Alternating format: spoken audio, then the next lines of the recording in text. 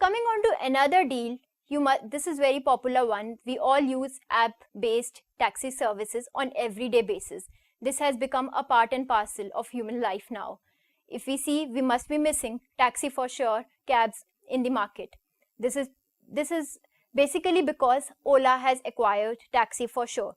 Initially, for a few days, we had the access to taxi for sure platform, but now it is no longer available. It's the Ola which is dealing with all the taxi for sure cabs.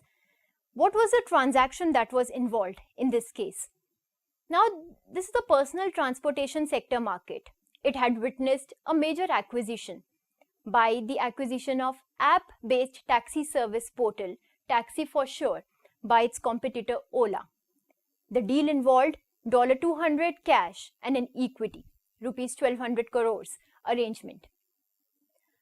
After the merger, Ola and Taxi for Sure will continue to operate as separate entities, though this was only for a particular time period. Now it is only Ola that is operating in the market, and we can also access the Taxi for Sure platform on Ola's platform as well. So what was the synergies involved? Why was this move being made by Ola? The deal will strengthen Ola's presence and turn up the heat on its competitors, that is Uber and Meru cabs. Taxi for Sure will add capacity of 15,000 vehicles to Ola's platform of already existing 1 lakh vehicles. So this is the major benefit that Ola would get. Now there's a significant complementary value that is added both on the demand and supply side for Ola and Taxi for Sure. The latter follows a different model of supply and distribution by working with cab operators, while Ola works with driver entrepreneurs. So there are various benefits involved if Ola gets access to the Taxi for Sure model, where it follows a very different supply and distribution network by working with the cab operators. Now with this acquisition, Taxi for Sure will roll over the stock in Ola, and the co-founders of Taxi for Sure after the smooth transition, will have an exit from the Taxi for Sure board. Then, if we look at the major investors in Ola, they were mainly SoftBank, Tiger Global, Matrix Partners, Secuna Capital, Stewart View Capital. They have invested in Ola. Taxi for Sure investors include SL Partners, Bessemer Venture Partners, and Helon Venture Partners. So there will be a larger impact on both the companies after this consolidation. Now, what would be the impact on personal transportation market as a whole? So the major entities that would remain in the market will be, of course, Ola, Meru Cabs, and Uber, but their presence is very less. Now, Ola, which is already a leader in the personal transportation market with valuation exceeding $1 billion, that is rupees 6,000 crores, and over 1 lakh vehicles on its platform, will become a stronger entity through Taxi for Sure operated model. The major players in the market would include Ola, Meru, and Uber. Meru has a fleet size of 15,000 and Uber a presence in 11 cities. The second biggest geographical presence for the American giant outside the US. We must have witnessed after this merger that there was a major discounting spree among the competitors, and that is obvious because they also have to stay in the market, and in order to gain the customers, they would come out with various attractive proposals and discounting that we have witnessed in the recent past. So, this is one of the major development that has happened after this consolidation.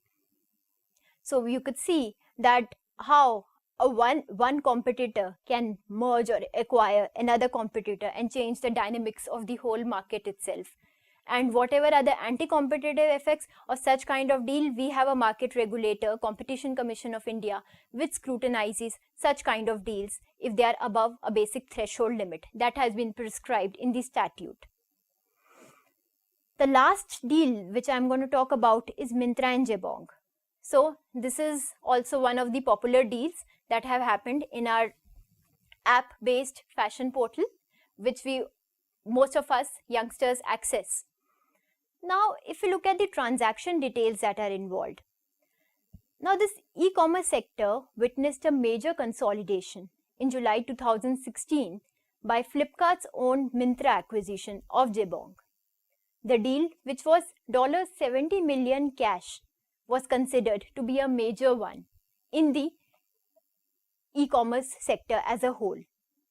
The sale, which was very competitive with multiple parties participating. Until the end, Flipkart was chosen as the most suitable player because it had a proposal which delivered best to all the stakeholders involved.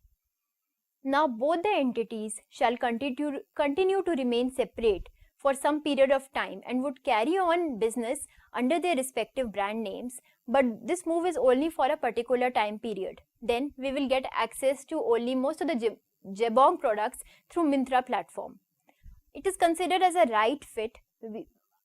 I think our students can read the slide for understanding what would Myntra get after this buying of Jabong. That is explicitly mentioned in these slides, that these are the synergies that are involved once Myntra acquires Jabong. What would be the benefit? Because whenever there is consolidation, there is impact not only on both the companies but the persons who are working in these companies. We have seen there after the Ola and Taxi for Sure consolidation, there was a layoff involved of the employees of Taxi for Sure. More than 500 employees were laid off. So there is always an impact, not only positive impact but a negative one in terms of the services of the employees. So there is an uncertainty over the people who are working in Jabong, but we will, of course, as a consumer, we will get access to greater brands, which would include more of international brands, and we would see the Myntra's portal as one of the best ones in the coming years. Now, why was the need for such a move? There's always a requirement why one company acquires or merges with another. If we see the reason for this, there was a ceding market share of Jabong.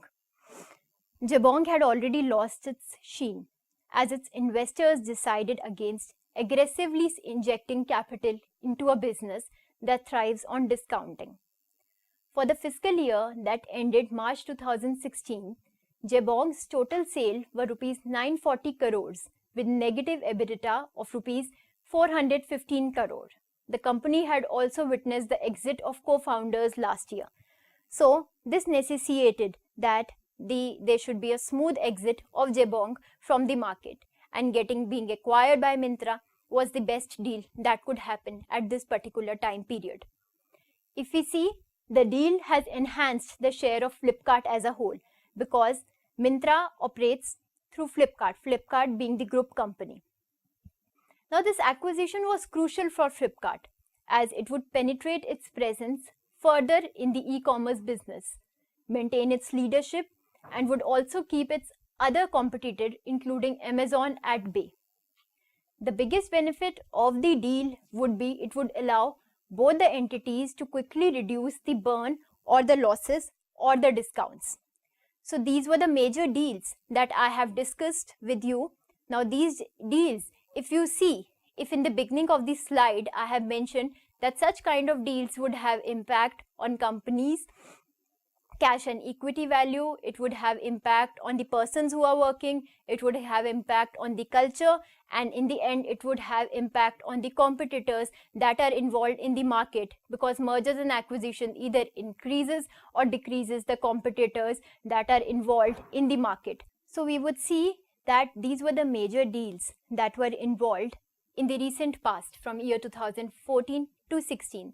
There are many other deals, the major ones as well as the minor ones that are available on the online portals which you can access.